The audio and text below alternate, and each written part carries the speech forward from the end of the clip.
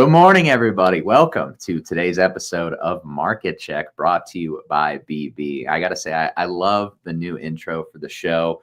Welcome to Friday, guys, the end of the week, and just another week of I feel like that kind of encapsulates crypto in a way, right? It's like you have all of this bullish price action to start the week. We're seeing some bearish price action to end it.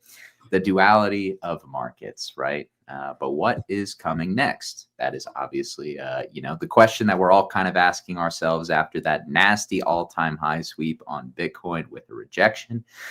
What comes next? But I'm Storlax. You guys also know me as Tommy. I'm joined by Tucker and Prometheus. We are going to have a great show for you all today. Before we can get too deep into the charts, I'm going to ask if you guys can smash that like button for us. It's Friday, so usually the like button is a little bit light today, but I mean, why not break that negative stigma, right? Let's run up the like button today. Let's have a great show, and let's send you guys off into your weekend on a positive note. But without further ado, let's get into the content of the show, and hopefully you guys don't make me look at soybeans today. That would be that would be optimal.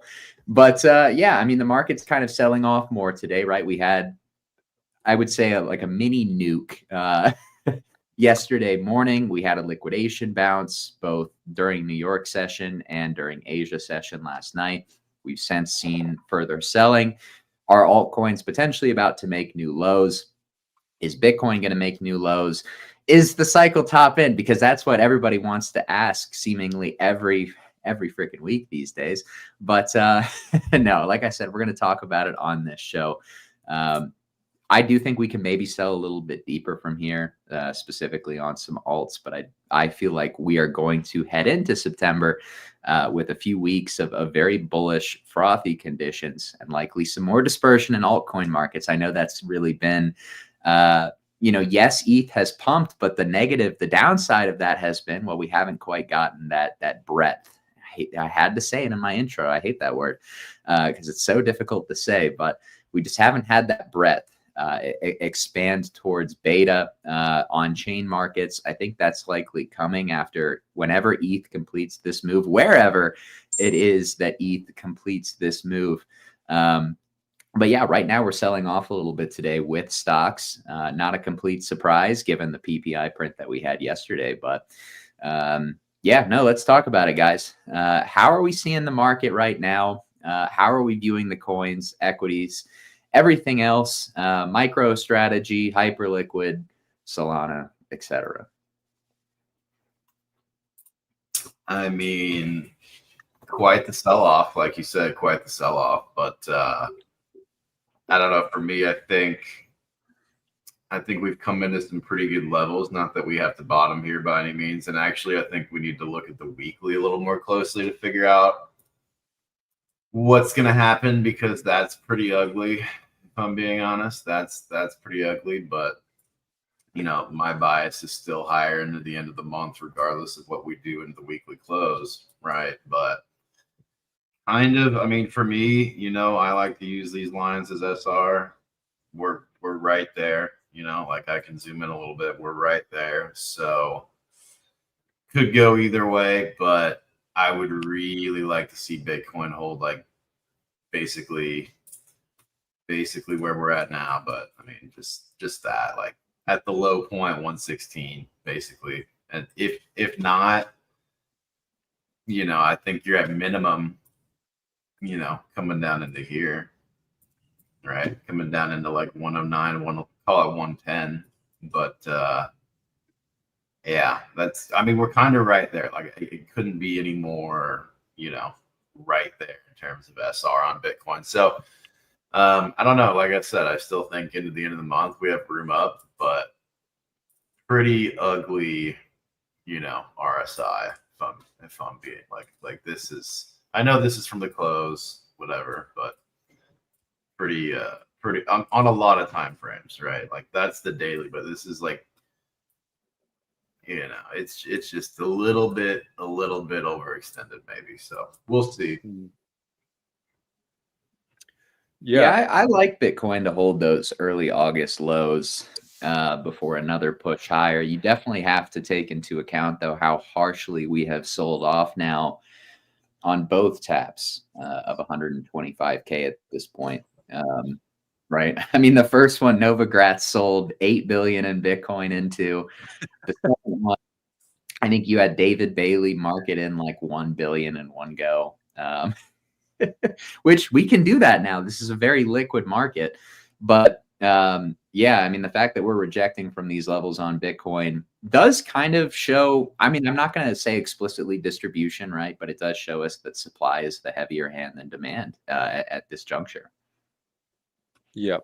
Yeah. I mean, volume signifies that, RSI signifies that you have like bear divs printing across the board on dailies. Solana, Ethereum, Bitcoin, Total 2, ES, Chainlink, ADA, like the list goes on and on and on. I was a little bearish a few weeks ago. I posted in the Discord that I thought I may be a little early to that thesis, and I was. We've all kind of been discussing this, when's the potential pullback going to come? I think we're kind of leaning into that now. Tommy made a great point. Like, supply has been so heavy, and leave it to the market makers yesterday, right? When we're like pressing up into new all-time highs on Bitcoin to just yoink, just reverse it so hard on the market. S&P, interestingly enough, on that PPI print, and the VIX too, Tommy, I know you paid attention to the VIX yesterday. I mean, futures weren't down at all on broader indices, and the VIX showed almost no pop.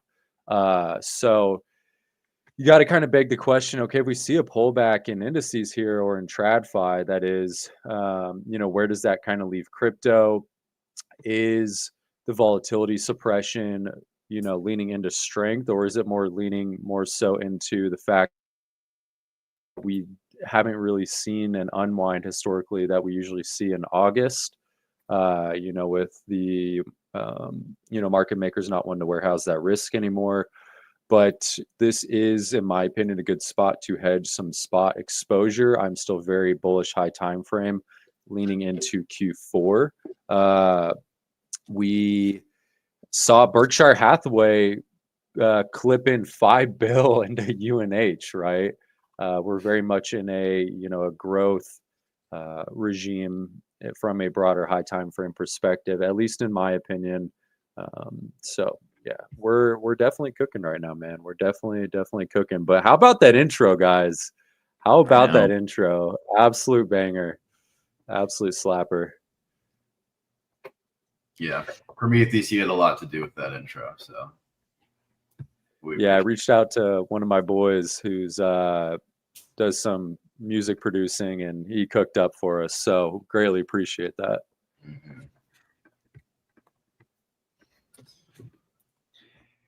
Let's see. Yeah, I think that the tough thing for hedges right now, in my opinion, is kind of more the timing, right? Like, how do you plan out that timing? Because I do still think there is this window into September where we could see some pretty significant froth across the board.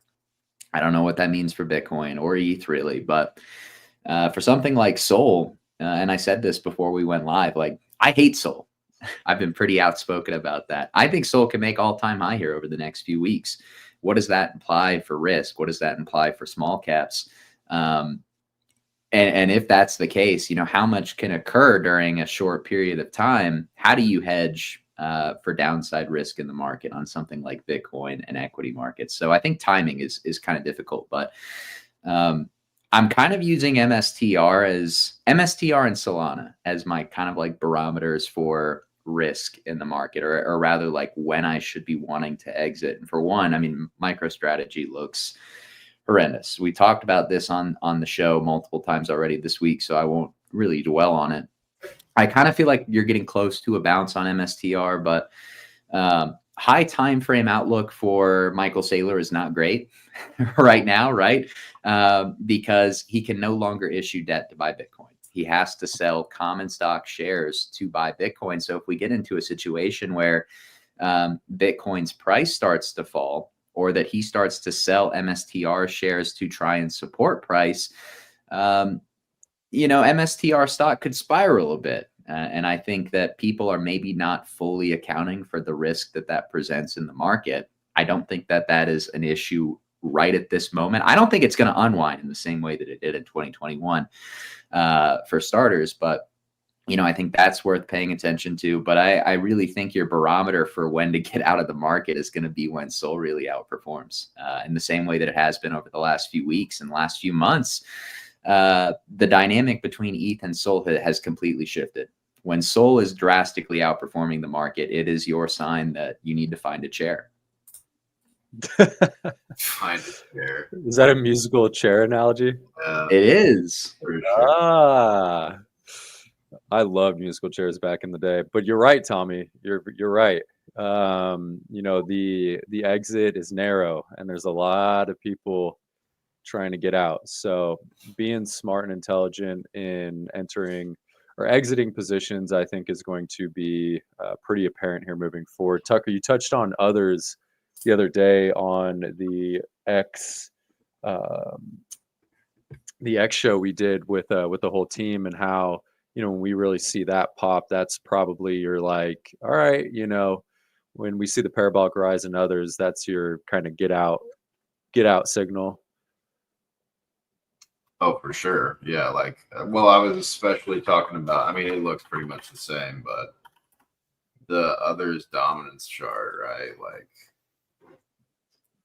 Like we just haven't seen, like this move or this move, right? We had like a move in, what is it, 2023, right? But it's been down only the last 2 years. So I don't know, that's what I'm saying. Like when you do see a move like this or like this, up into here, that's your froth signal, right?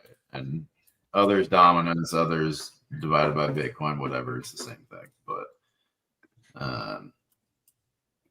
I think the underperformance that we're seeing for others can be pretty well summarized by the difference in where they're at cyclically with ETH Bitcoin and SOL Bitcoin. ETH Bitcoin looks to me like it's found a definitive macro bottom. SOL Bitcoin, I think that's kind of a different story. We fudded it on this show before, so again, I won't dwell on shitting on SOL too much, but I think we kind of all agree for the most part that SOL BTC is likely to head lower in some capacity. And if that's the case, right, I think it's going to be difficult for others to have that sustained outperformance that we've been, obviously chasing for a long time. Mm-hmm. Yeah, I agree. I think you're probably going to need Bitcoin to top, right? Kind of in confluence with maybe the Fed ending QT, not even starting QE, but just ending QT. I think that would probably do it. But I think there's going to be an institutional craze for altcoins. We're kind of seeing, we just saw Ethereum had its MicroStrategy moment, or is having its MicroStrategy moment. And we know from this cyclical trend so far that dynamic, at least for Bitcoin, played out over 9 to 12 months. So, the trend, I think, is very much still just playing out in that regards. But I think that's going to come for altcoins too. I really, really do. We're seeing all these institutions launch these stealth coins, launch in stealth on Base in particular. That to me is just going to continue to magnify in amplitude. And ultimately, that is what I believe is really going to send it higher. I don't know, truthfully, QEs, if we get QE on top of institutional adoption, nobody is ready for that. But truthfully, the institutional side is a guarantee at this point. The QE side is a little bit more of a question for me, whether or not we can truly ease. The Fed does not have the tools at its disposal that it once did back in 2020 and 2021. So, here moving forward, I mean, it's just make people believe in altcoins again. That's what that's the camp I'm in. I believe people will eventually. Like, we're seeing altcoin Google searches at an all-time high right now. So people are just kind of starting to wake up to the fact that, hey, there's probably good stuff outside of Bitcoin, you know? Yeah, I know. I agree. I mean, I think part of the value proposition for altcoins, it's going to be kind of ironic in a way, because what has separated Bitcoin from altcoins for a very long time has been obviously like its decentralized nature, the fact that it has been like, they call it the pet rock, right? But it's been like so sturdy, so stable. Stable. I say that jokingly almost, but you know what I mean, right? It's been the stable asset within crypto. It's been the least corruptible. And now, you know, you have all of these debt buyers buying so much Bitcoin, that it's almost a little, especially MicroStrategy, it's almost a little bit concerning. You're kind of like taking away from the value proposition of Bitcoin in a way, which to me raises the long-term value proposition of something like ETH or something like these. I won't say every altcoin, but some of them, right? At what point does one entity accumulate so much Bitcoin with nothing but debt, essentially, that it becomes like, okay, I don't really want, you know, I'm viewing this as a storage of value, but there's quite a bit of risk inherently tied to current prices. So yeah, I mean, I think that's eventually going to kickstart a much larger adoption period for altcoins. I don't know if that's going to be like as parabolic as it was in 2021, but I think over time, passively, some of these altcoins that have clear fundamental use case, there aren't that many, but they do exist. They're just going to continue to accrue value over time. Yeah, I completely agree. I mean, more so on the MicroStrategy front and kind of like the short trade on that. I think we're still a bit early in regards to the MicroStrategy short. That's something that I'm not like too, like, I don't want to be positioning for as of right now. But ultimately, you know, just looking at some metrics right now, I mean, MicroStrategy's NAV, net asset value, for those that don't follow a lot of fundamental stuff, is 1.6. So if you take Bitcoin, for instance, at let's just say it's 120K, right? Some quick math. You're essentially buying Bitcoin at 192,000.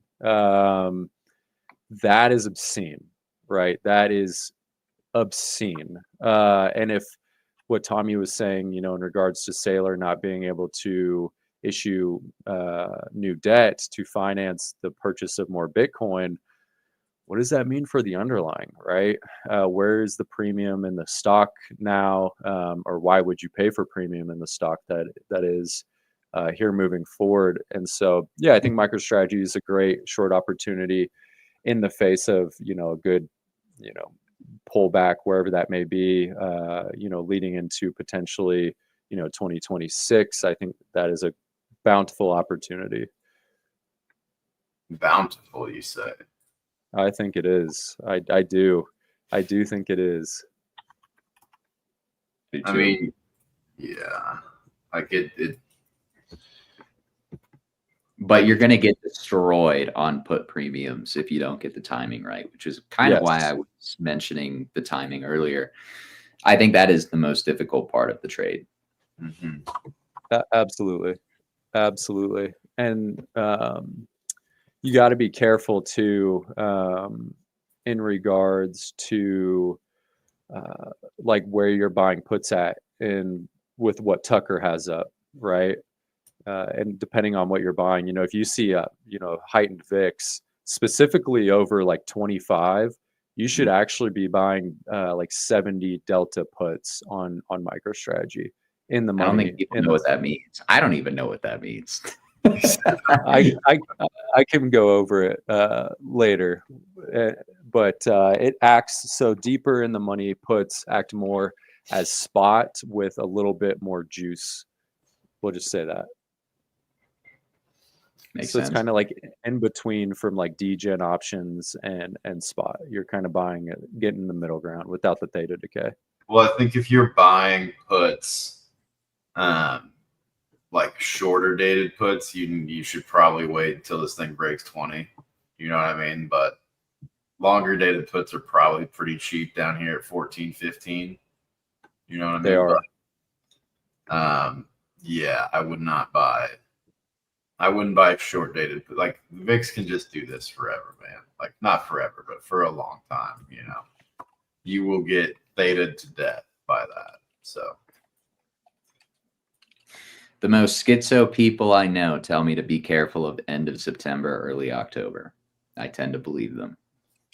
End of September, you say? Yeah. For what? They are very schizophrenic. So let me. That almost makes me want to believe them more. Yeah, I mean, these are the same people that predict like mega quakes through the 10-year yield price action. Like that section of trading actually exists. Study that, Tommy. Study that. Yeah. Study it closely. That's some very far out on the curve analysis. Oh yeah, that's about as far as it gets, to be honest. Yeah, deep, very, very far out on the curve analytics right there for you. I mean, that's some interesting stuff, though, Prometheus. You got to admit. It's a little smooth. Honestly, it's fascinating. It's absolutely fascinating. I knew, Tommy. This was the chink in Tommy's rigid armor. Look, I love natural disasters. I don't love that they occur, but I love to learn about them because they are fascinating. And the fact that you can actually predict mega quakes because of the price action on 10-year yields. I mean, it's basically like saying, okay, billionaires are going to get this information before the rest of the market. So like if you see liquidity just randomly dry up and the 10-year yield spike, it's a sign that you could get a natural disaster, which is just crazy to me that that's a thing, but definitely a thing. Definitely. Well, I mean, here's an interesting statistic. In a grocery store, you typically want to put beer and baby diapers right next to one another because oftentimes when fathers go in to buy diapers, they're also going to buy a 30-pack of beer at the same time. That's funny. Yeah. That makes perfect sense. That's funny. Yeah. It's really these like there's very interesting correlations in the world that on the surface most don't understand. And yeah, you can definitely do some deep dives into the back end of stuff. What's the other thing in a grocery store? You want to shop on the outside, I think. Yes. Because the inside's like bad for you. Yes. Yeah. Yep. Yeah. Yeah, and they actually make less margins on the stuff on the outside too. That's why it's on the outside. Yeah. Interesting. Getting smooth today, boys. This is the Friday show, man. Yeah, let's see the dollar. What's going on with the dollar? Show, no max. Talking about mega quakes and 10-year yields. Yeah, I haven't looked at the dollar. Tommy and Tucker, do you guys have any thoughts on the dollar? Like, have you guys been watching it at all? I've not watched it. I'm bearish on the dollar. Still, I mean, it's pretty bad. Yeah, I don't know what. It does look bad. More interested in how that affects USD JPY, which I have not taken a look at in a while. Every time I kind of like chalk up a market to be like, yeah, I don't really need to look at that right now, it's usually a good time to start paying attention. Mm-hmm. Yeah, this looks fried. I mean, given the look of the dollar, this should come lower, yeah? Yeah, we don't want that. I mean,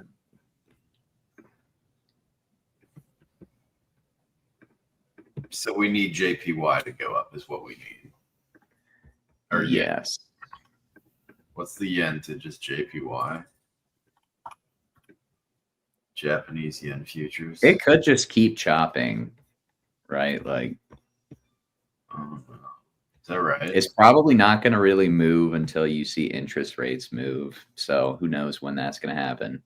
I guess September, we're technically supposed to get a rate cut.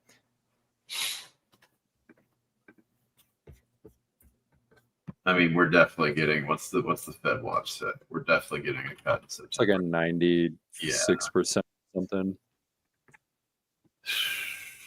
90.8. Did that come down? Came down a little bit. 90.8. I think it's all but priced in at this point. It's really interesting. Mr. Spread called the September cut. Everybody's calling for July cut. Mr. Spread called that September, that we won't get cuts until September, like in Q1 or something. Snipe that. Dude, all I care about for ETH is closing above like 4,200. Call it 4,300, whatever. I mean, it's kind of an ugly looking weekly, but it's a bad looking weekly. It's a bad looking weekly, okay, but just close above this line, I think, and we're fine. Close Sunday above 43, whatever. I think we're okay regardless. Like, you know, we talk like just the rebalancing effects. You know, I mean, Q4 for me is just bullish, bullish, bullish. I'm not too worried about Ethereum from the basis of how ETH BTC looks in particular. You know, just here, kind of moving forward. Like I could definitely see 4,200 on ETH personally. That would make sense. Oh yeah, maybe even 41. To be honest, back test of the range highs, and then see some form of kind of compression between 41 and 48, leading into Q4. Compression, man, that's the one word I don't want to hear. More compression. No more. Yeah. I mean, we talk about it, right? Ethereum went basically from 2,500 to 48 in a straight line. You know, retested that supply region from last cycle, and supply and demand metrics, you're going to see a little bit of exchange of hands, you know, here. This was a monster move, 2+ standard deviation move. Market makers are, you know, they are panicking. They got rinsed. They got rinsed. Yeah. Yeah. Because they're all short volatility on ETH, and they all got rinsed. Yep. They've been selling 10 to 20% out of the money call options on ETH for years, and they finally got rinsed on it. Could it continue to happen? Yes, I do think that it could. Yeah. Is there an ETH vol ticker that I can just add down here? Not for TradingView. You'd have to go on BitMEX. It's not very good on TradingView. The D vol or B vol? Yeah, or like evil. Oh, it's evil. It might be D-Vol. I don't think you can get it on TradingView though. Come on, it's like not super accurate. There it is, Tommy. I got it. That's right, isn't it? I don't know, because there's no way volatility was higher on that down move than it was on this up move. Yeah, that's true. This is not correct. There's no way. Let me see. BitMEX has the same. There's no way. Let me see. No, that's right. This is right? Yeah. Yeah, okay. So it was dead, obviously, from here to here. Like, we had a little spike on this move down, but this move up, really? Like, that's surprising. Yeah. Yeah, it is. It was kind of funny to me to go on X and like ETH pulls back after literally a 1,500 point ripper with no pullbacks. And they're like, oh, ETH is going to 2,500. And I don't know if it will or not. I would be really surprised if we made a move like that, to be quite frank. But it's just like, I think a lot of people missed the ETH rally. They're probably long other stuff. I'm not going to pretend like I'm not largely in that camp as well, but just like the doom posting immediately after a pullback is just seems a little impulsive. For sure. Yeah, I mean, I don't know. It just doesn't feel like we're cycle topped in August, you know? I don't know. It just, I don't know. Doesn't feel that way. Like, if anything, December, but I could potentially get on board with like 4-year cycles still exist. I just don't think we've had the conditions for that to be, for the down only part to be, next. I think there is quite a bit of froth still that's left to be put into this market. And if the end of it is at the end of September into October, then so be it. But I do think that we are going to get a pretty substantial amount of froth before that period of time. So, I'm just kind of staying along conviction, and I think it will be rewarded. But I do think locally speaking, we're probably going to see lower pricing on altcoins over the next few days, right? Like I mentioned, 170, 175 on Solana. That's kind of my barometer to start looking for a reversal on risk. And then I think you're probably going to see altcoins really start to outperform, because that's what Bitcoin dominance is communicating. Yeah, Bitcoin dominance is definitely, might get a little local move up here. Send it to 61, but yeah, would like to see it continue to get smoked by 61, basically. If we were to see Bitcoin continue this behavior where it's like grinding up and the rejections on sweeps of the high like remain very, very brutal, then I could get on board with, okay, 4-year cycle could still be intact, because the Bitcoin trade specifically could be fried. And again, that relates to MSTR, the timing. It's going to be an important piece of the puzzle. So we'll keep an eye on that ticker. But yeah, I mean, I think we at least have another 4 to 6 weeks of very risk-on behavior.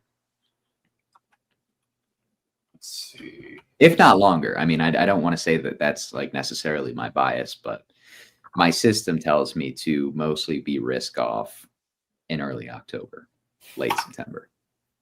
I agree. I completely agree.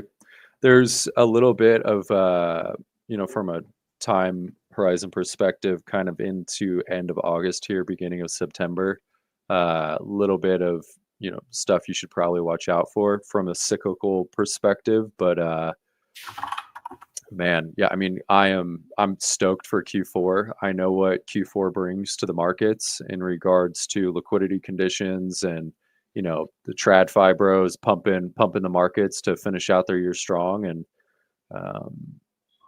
especially after what we've seen this summer, which most would have never have expected, it just makes me that much more stoked for Q4.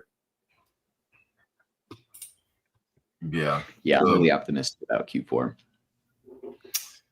So this chart up top is just the same thing. It's basically just ETH dominance inverted, essentially. That's what it looks like. But it's kind of just the Sol ETH chart, right? In a way. I mean, it's just dominance too, but like minus this. Minus US. One of the interesting things I found looking into Sol ETH over the past week, obviously it's a pair I've been looking at a lot, but the on-chain rotation to Sol didn't begin until most of the parabolic move had been completed. You had Bonk that performed and then topped, but it was when Sol ETH had marked up like 500 or 600% in a very short period of time and then pulled back that you got like stable pricing on Sol ETH, and then liquidity flooded on chain to Sol. So I kind of feel like that's how it's going to be for ETH, that whenever this down move for Sol ETH is over, there's going to be a certain level of consensus reached and people will move on to ETH to speculate. Yeah. It's just that ETH dominance chart is crazy though, man. Yeah, it is. Yeah, it is. Wrecking ball. It really is. And ETH's just being that liquidity vacuum right now that BTC once was for the majority of the cycle, right? All attention on ETH, all eyes on ETH. But the higher it goes, the better for altcoins, really, It's real. For sure, long term. Obviously, short term, it's like if Pepe and whatever is bleeding against ETH, it's like, that's not fun, right? But you need ETH to go higher before you can have that giant rotation to happen, in my opinion. I mean, that's happened in previous cycles, right? So Yeah. And I mean, Jack has said it really good this morning. Like, pick assets, like for instance, like Pepe, and sit in them as high conviction bags and expect, okay, if ETH's running hard right now, it's likely going to take, potentially into Q4. And if we pump, and if you have expectations that Pepe is going to pump in Q4 and we pump before that, then awesome, right? Then that's great. And if not, then you have expectations for Q4. And, it's kind of like you're hedging yourself in a way psychologically and emotionally, but it, in a way, is, in my opinion, the best way to approach the trade. Like, okay, expectations Q4, altcoins another send. If we pump before that, then sweet. If not, then whatever. wait, how is what does Jackus think about Q4? Well, he is high time frame very bullish, but he's more just talking from like a psychological perspective. No, I know, but is he bullish Q4? Yeah, he is. Yeah, he's very bullish Q4. I think Jackus is potentially the most bullish, like in regards to For sure. price targets in the near term. I know Tommy has some nutty fractals like tucked away in his object tree, but Always. yeah, but yeah, and I noticed Tommy very much you trade like that. You like the tails on whatever end, and it makes sense. I mean, He's an it's a good way to trade. Yeah, you have to be somewhat picky, right? When you pick out the tails, because they might not pay, obviously. You're kind of betting on something that in theory is impossible. But I think I have a unique system where I can buy tails where I think the probability is much higher than the market's pricing. So, I like to do that. But how about the object tree pictures? No, none today, but none today. But I look, I'm optimistic for the next few weeks. I think you need to be able to stomach some more downside in the near term, but like I am a big believer that we're about to see risk really send into the next few weeks, and then we'll reassess. Yeah, I agree. To me, I'm just going to keep using Sol as a read. I feel like I have a very clean read on it right now. And I think it will go to I actually really think Sol is going to go to all-time highs in September. In which case, when that happens, I will be basically exiting the crypto markets for the most part. But I think it's coming. I do. What does that mean for the rest of the market? What does that mean for others? Probably all-time highs or closer. Not for every coin, obviously, but clearly this is a market that hasn't, it doesn't have the same juice for the dispersion that we've seen at other parts of the cycle. But as the wealth effect increases, that problem, as majors go up, that problem kind of solves itself in a way. Not completely, but for some of these alts, they should just start pumping. At least that's my thought. Yeah, but I mean, so from this cycle perspective, we've seen Sol be the risk on barometer, right? It's led alts. It's even led Bitcoin at points, right? With, post inauguration, post Melania and Trump, destruction of on-chain wealth, we'll just call it. We've seen Sol reprice, and we've seen the casino in regards to pump fund cool off immensely on chain. And so do we think now Sol has fallen back in line behind Ethereum? And also, does that mean that now, yes, because Sol is back in line, do our alts then follow behind Sol, where we get that traditional flow of liquidity from Bitcoin to Ethereum to Solana and then to alts? Or is it like Solana's pumping, everything's cooked? I think if Solana's pumping, it probably means that a bunch of other really risky things are pumping at the same time. Mm-hmm. I don't know if the market needs Sol to go up for anything other than the Sol on-chain wealth effect, but I mean, I really think over time, people are going to increasingly wise up to the fact that on-chain opportunity on Sol is completely dried up. Everything else that you buy there is kind of like a soulless scam. Not everything, but that's just, my more extreme take on Solana as somebody who's very biased. But no, I mean, I do think Sol going up matters for on-chain wealth effect, but kind of more so just for Solana. Yeah. I think if we send here into like September, October, you got to be pretty careful. I think that it's, you got to take the market in like kind of two phases, right? There's the one where if we see this, kind of a little bit of a sell-off, a little bit of pullback, rebalancing, whatever one you call it, into September, October, you're going to be presented with really, really good buying opportunities. And if we just gig ascend from here, then you got to kind of be watching out in regards to this from the same time period in September and October, right? It's going to take, we're at a kind of this like precipice, in my opinion, in the market, where if we send from here, then you look at Bitcoin, you look at where Ethereum, ETH-BTC is at, it screams like macro tops. Like it screams macro top. Whereas if we see compression here, then we likely see continued, more so extended cycle kind of side of things, to where we can then drag out into 2026 potentially, in my eyes.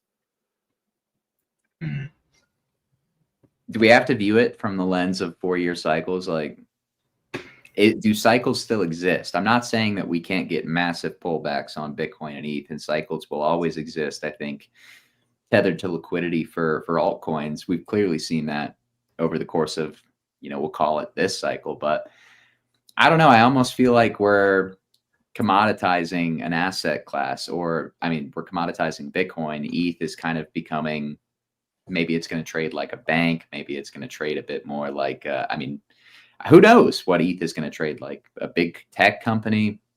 But I feel as though Bitcoin and ETH at least are going to begin to kind of mimic the price action of some large cap stocks, whether they are bank or tech stocks, and altcoins will just be liquidity valves when necessary. And yeah, they'll go through cycles. We've already seen a lot of altcoins go through boom and bust cycles over the last few years. But I think, in general, like we should be seeing Bitcoin and ETH just chug up and to the right. But yes, they will have probably deeper pullbacks than large cap stocks. They are still beta. Mm-hmm.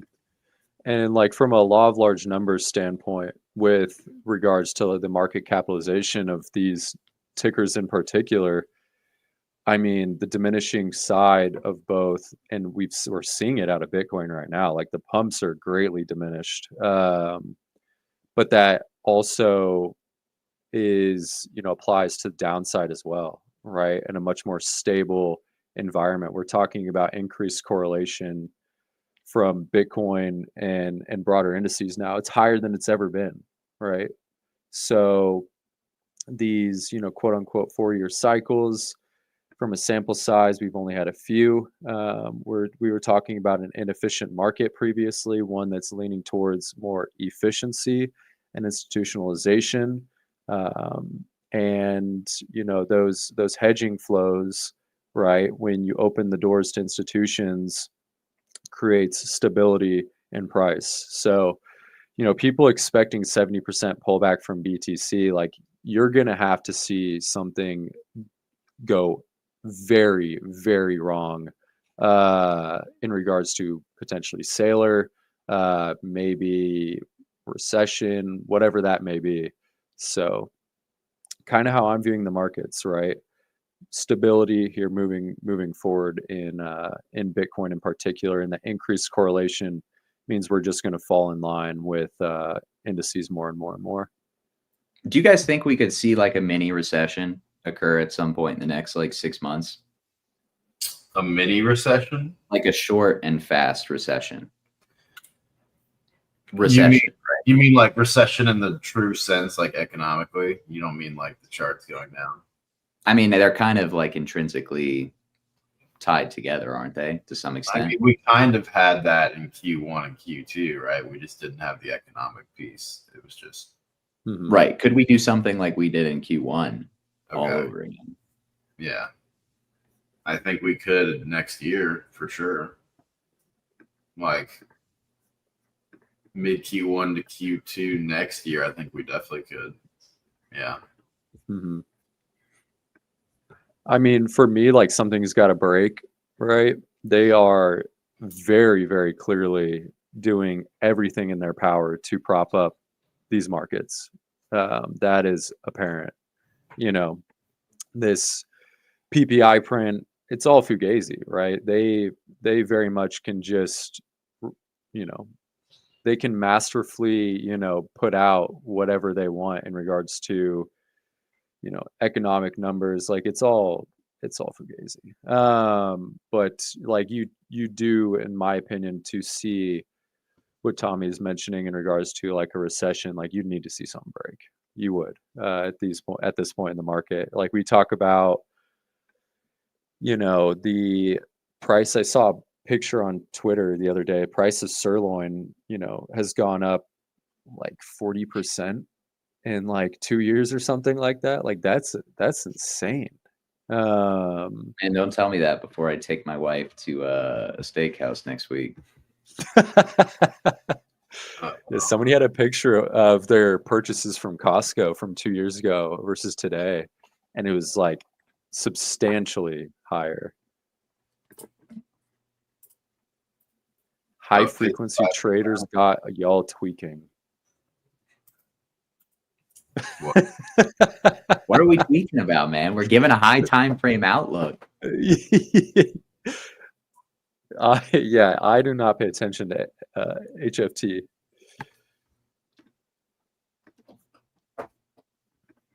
Now, honestly, it's been amazing trading this market this week. I can't complain about anything. There's been a lot of opportunity. If we want to talk lower time frame, we can. It's been very, very clean, I felt like. No, it definitely has. It absolutely has. Do you guys agree with this statement that things are breaking? I think things we can kind of see some weakness in the labor market. You know, we don't have to deny that we are kind of seeing that. I mean, it does not take a genius. You just go out into society. I mean, it is apparent that like things have been messed up post-COVID. Like there was a wrench thrown in everything. I mean, it is, you just go out. It does not take a genius to, and we talk like job numbers too, like Tommy, like you just mentioned. Interestingly enough, the majority of new employment are not native-born Americans, believe it or not. The majority of new employment is foreign-born immigrants, and actually native-born Americans has been, you know, employment has been substantially downtrending over the past 6 months. So, interesting little tidbit. We do know. I mean, we do have to kind of acknowledge that that is the case, right? Like the labor market. Even bulls, you know, I feel like can acknowledge the fact that the labor market's mostly been propped up by like what you said. And before the Trump administration, a lot of government jobs were added as well that kind of like boosted the data. I don't think we're about to have some like extreme deep recession. I'm just opening the door for, you know, okay, do we have something that maybe we need to pay attention to in the second half of this year? Because, yeah, I mean, the signs are becoming a little bit harder to ignore. And it's clear, I said this on the space yesterday, I think what's happening with these macro events, right? And I hate to talk about macro again, like even more, but you know what they're doing with these PPI prints, the CPI prints, FOMC, it's so clear to me they're trying to stair-step the market. They're trying to stair-step the market in a way that simultaneously doesn't allow inflation to blow off, right? Because if you blow off the market, if you cut rates up here, you're going to blow off the market. You're going to cause a huge resurgence in inflation from the wealth effect that's created. and you're just going to raise wealth inequality that much more. But at the same time, we're doing plunge protection because we know if we nuke the market, you're going to cause a recession. So it's been like it's very much been like walking on a tightrope, I feel like. And that is, inherently kind of a fragile state of affairs. So I don't think that anything is necessarily imminent, but it is a risk that I think you have to be constantly aware is present in the market. There is no landing, Tommy. Yeah, no landing. Crash landing. There is no landing.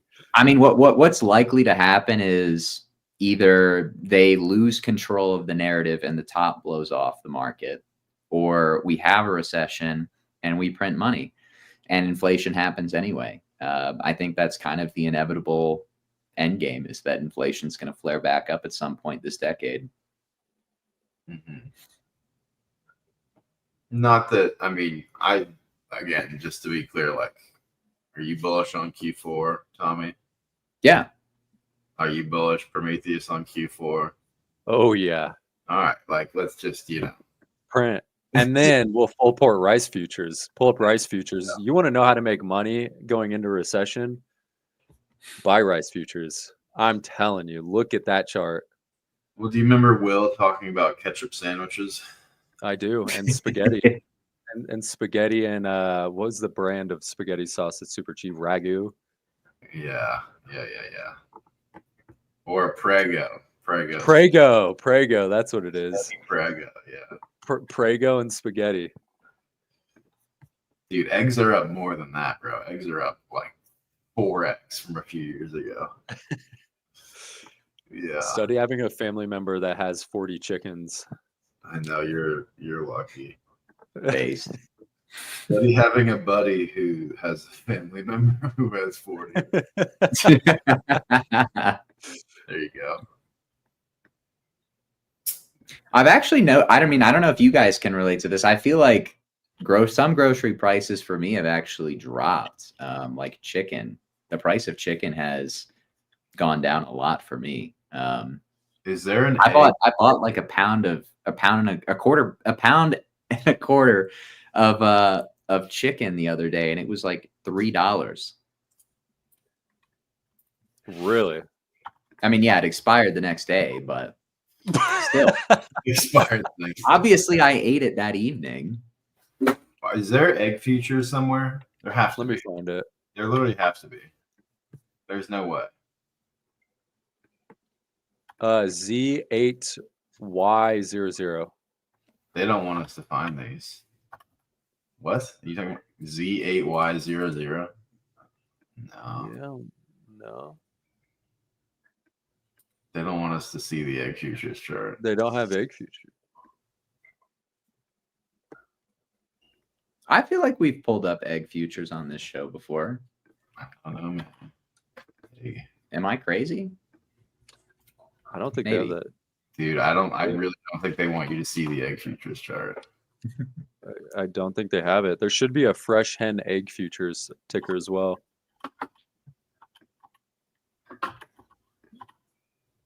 Yeah, WDQ25. What? WDQ 25. No, yeah, they don't have egg futures. That's crazy, dude. That's crazy. Wow.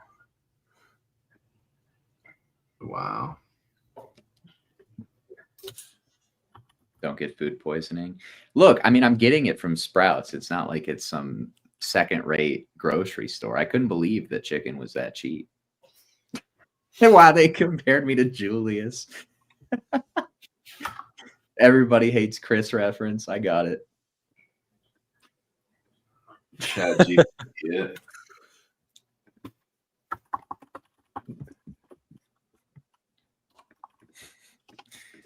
Making an everybody hates Chris reference, man. That's how I know you're a ball knower. The CME egg futures contract was discontinued in 1982. As a result, egg futures don't exist.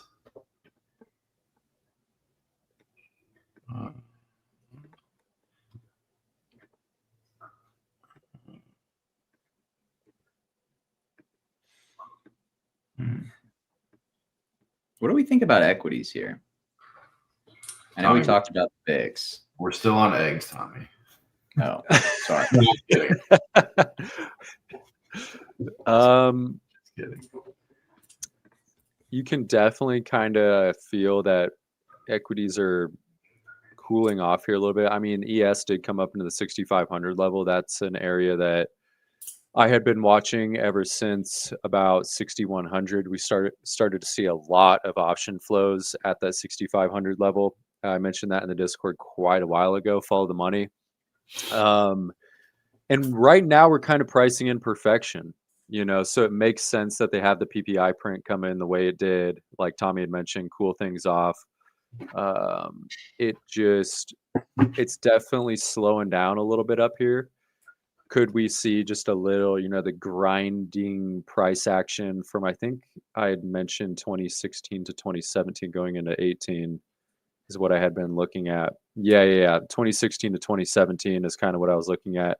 I'm expecting kind of something along those lines here moving forward for the ES, you know, little shallow pullbacks along the way, market direction and trend to the upside is what kind of I'm looking at right now. I don't think you really see true froth until we get this breakout in the Russell. You know, the famed range of the Russell right now is an arduous journey so far for the markets, and that's very, very apparent.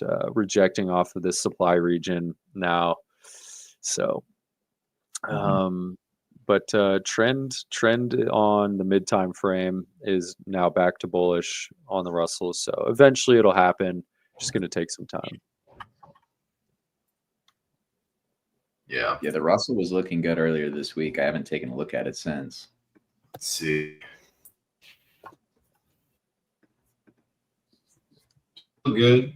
Still looks good. High time frame, kind of. What are we on the weekly? Yeah, I couldn't even give the thrust that that ETH did. That's unfortunate. No. Maybe it's a little bit more tethered to Solana moving than ETH. Yeah.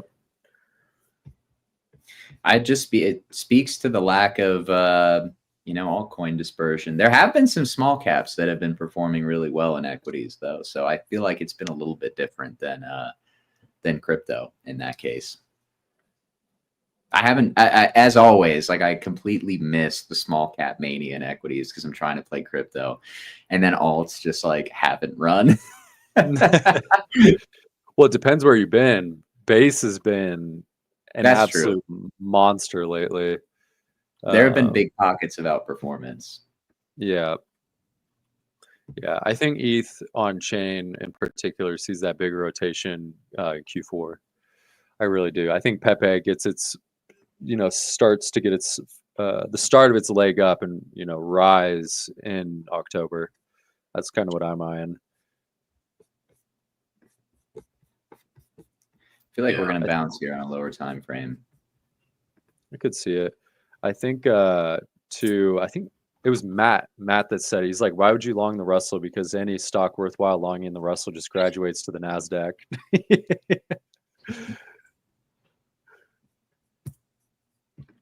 That's true. You just long individual names. Yeah. Like what? Like Hood was a good example. Yeah. I think it almost got added to the S&P. Are you a coin? Who was really pissed off about the fact that Robinhood was going to get put in the S&P? I feel like it was somebody kind of familiar to the show. The Robinhood? Maybe I'm just like making that up. I don't know.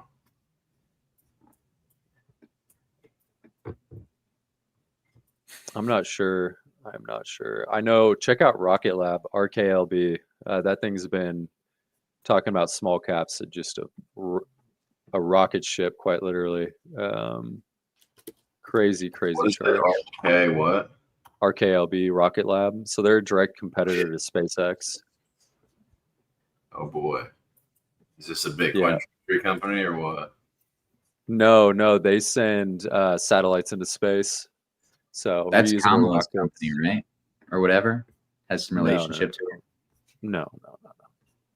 People were telling me to bid it if she won. Oh, really? Yeah, I don't know what the maybe the comments can tell us, because I remember there was some relationship between the two. Oh, I did not know that. But I mean, this thing's been crazy. It's going to be interesting if SpaceX goes public. That looks like, I mean, it kind of looks like ETH in a way. Not the Mhm. high time frame, but like the lower time frame structure. Yeah. I know nuclear's been going nuclear with the government signing contracts with some of the nuclear companies to build out their proprietary reactors to see which one's the best for a huge nuclear contract that the government's currently working on. Is that related to like uranium price? Yeah. Something Yes. I've been kind of charting for a while. U. Is that what it is? The ticker, yeah, quad U's. Quad U. You. Sorry. You. This is coming up into heavy high time frame supply right now. There's one refiner, uranium refinement company, and I can't remember the name of it, but they are like, gosh, I need to find it. But they are one of the only companies that is making uranium or refining uranium for all these reactor companies. I'm bullish on uranium.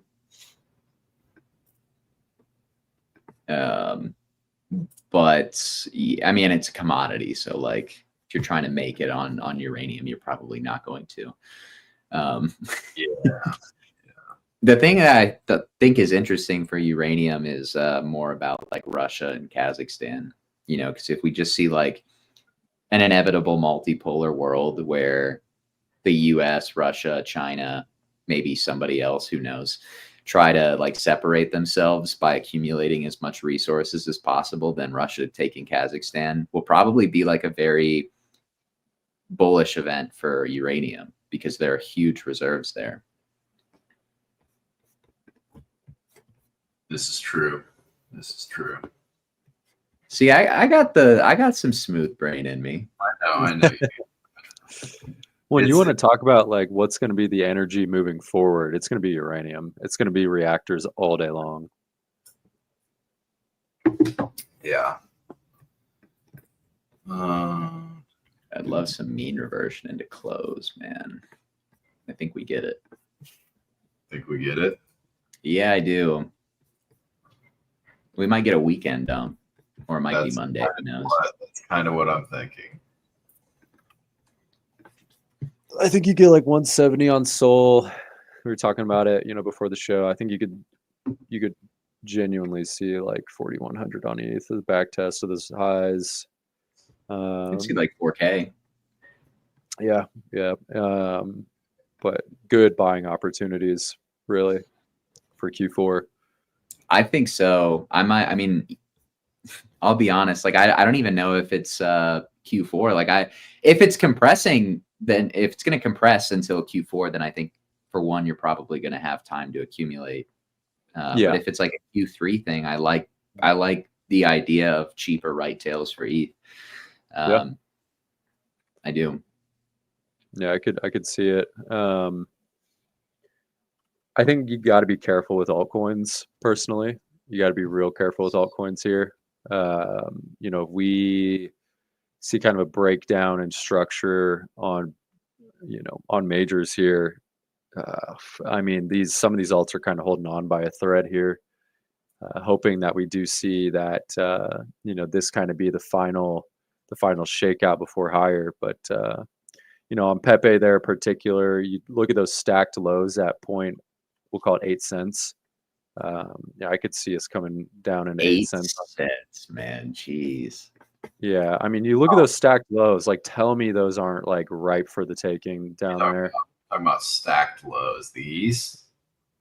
No, like that accumulation between the two. Yeah, Yeah.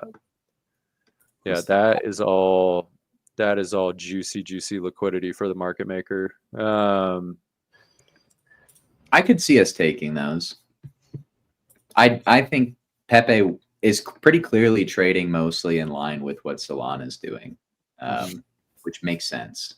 You know, they're both memes in a way, or like adjacent to meme coins as an asset class. Yeah. And I mean, if you draw like a trend line from the most recent highs, Tucker, and off the lows, I mean, you can see big time compression. You like this comparison right here? Look at that. Yeah. Comparison. Boom, boom. You don't have to take all the lows. Dip into it a little bit. Maybe dip just into it a little bit. A little lower low. Yeah. And like back in time. Yeah. Left. Yeah. I love making that joke when somebody like messes up their drawing. Left. Pulls a fractal, price goes negative. Don't tempt me. Not on this chart, but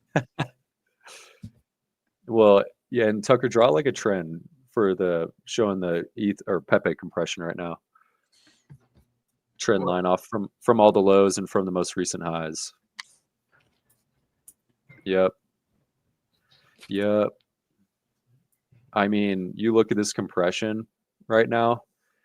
Price compressing means there's a big expansionary move on the horizon, and I do not think it's to the downside for Pepe. I will reiterate that. I think getting 8 cents on Pepe is a blessing for anybody in these markets. A little fake out to the downside, rip it. That's about as good as I can do right there, boys. That's good. That's good. That's some good stuff right there. Here's what I will say. If you think we're late cycle, I don't know if we are. I'm not going to really think about it too much. I think it's almost kind of distracting. But if you think we're late cycle, one altcoin started this bull run. It's probably going to end it. So if ripping into price discovery, I like Wabi's take. When Pepe enters price discovery, you probably have about 2 or 3 weeks. Yep. Jeez. Yeah. I mean, that's been the case though, right? With 2023, it was the same way in 2024. When Pepe went parabolic, after it was finished, you had like 2 or 3 weeks before altcoins got taken to the woodshed.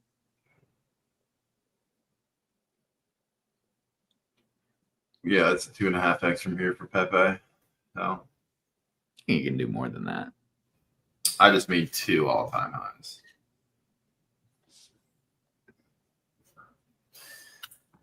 Yep. Let me see if Pepe's still tracking the Doge price action.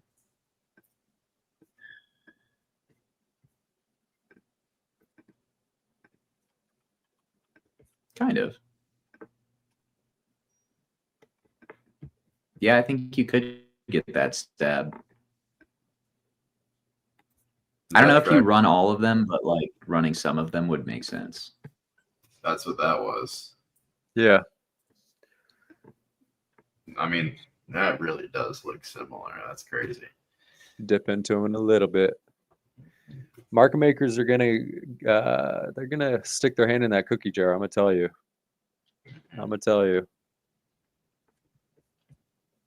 Just need Wintermute to not be the only market maker of this coin, unfortunately.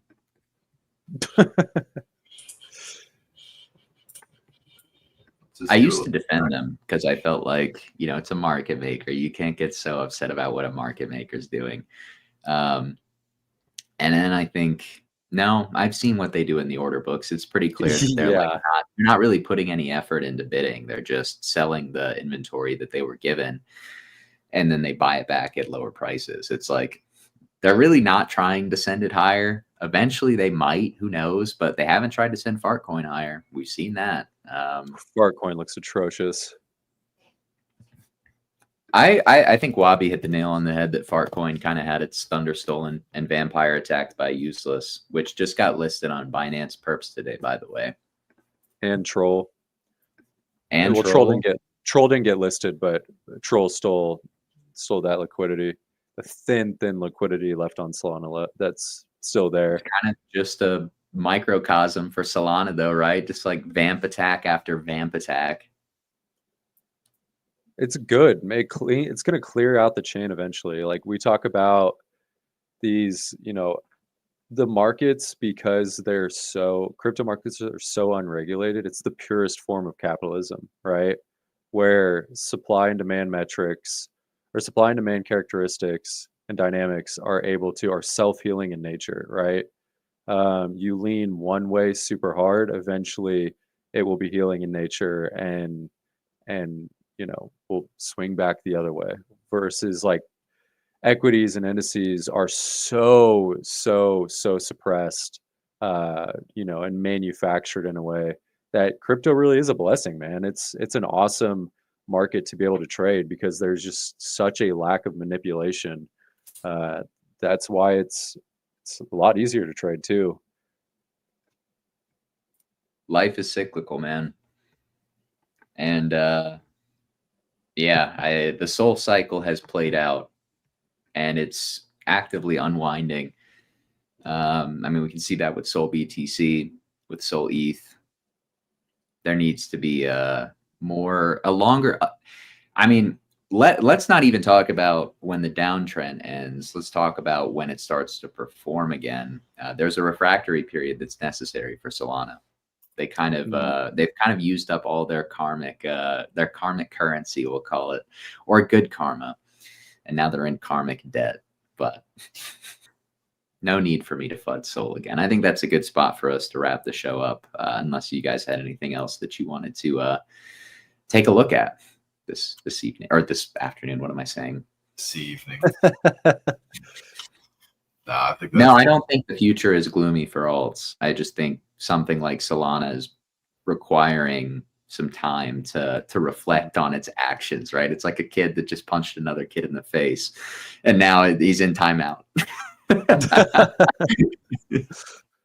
No, I think the future for alts is going to be one of complete and pure glory. Me too. I think Bitcoin dominance is like multi-year topped. Yeah.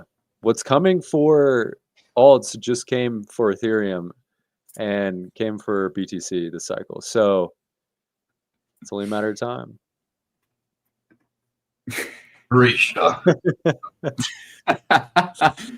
Comments were cracking me up today, man. Shout out to you guys. What was that? Is Micro Sailor somebody who's been on the show before? He hasn't been on the show, but I always see him in the comments. He's he cracks me up. I can't lie. I see a white cat, and I didn't know if that was somebody that we might know.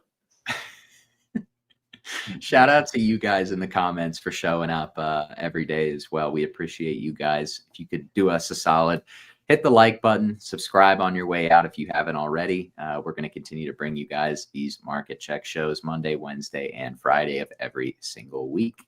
But it's been quite a week with crypto. We started out with incredible optimism. And I think it's something that's important to remember here as we head out.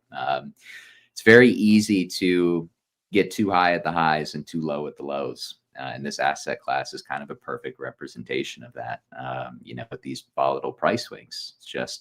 It's a market. We were pumping at the start of the week. We're dumping now. We'll see what we get next week. But I think the high time frame outlook for the asset class remains incredibly positive. And I'm personally a dip buyer here, and more than likely in a few days. But that's enough from us. Enough yap. If you enjoyed Market Check, like I said, we'll be live next week, Monday, Wednesday, Friday, with typical start time around 11:15 a.m. Eastern Standard Time. Also, make sure to tune in for Market Talk, hosted by the legendary King Wabi. That is through X, Because Bitcoin account. So make sure to follow and subscribe to both Because Bitcoin as well as King Wabi on X, so you can be notified not just when we schedule those spaces, but of course also when we go live. We have also launched a brand new Discord, guys. If you need more information on it, Max had a great tweet posting about it yesterday. If you want access to some of the trading algorithms that Max has been working on over the last 9 to 10 months, and believe me, they're kicking the market's ass. That's not just me saying it. There is verifiable and statistical proof that it is kicking the market's ass. join that Discord. You can do that completely for free.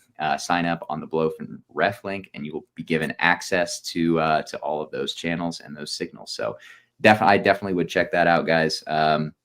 Especially if you're having a little bit of a hard time kind of sifting through signal in this current market right now. So check that out. And before we leave you, I'm going to play a quick commercial for the BB terminal, guys. So if you are looking for an edge on chain, we did just launch our brand new DGen tab, and that is killer as well. So check that out, guys. Have a great weekend. Come back next week refreshed, and we'll see what the market gives us. But thanks again, guys. And of course, as always, stay safe. Tired of outdated trading tools, confused charts, dozens of tabs, endless stress? You're not alone. Introducing BB Terminal, your all-in-one command center for crypto trading. Track your portfolio, monitor the markets, stay ahead, all in one place. From chaos to clarity, from struggle to success.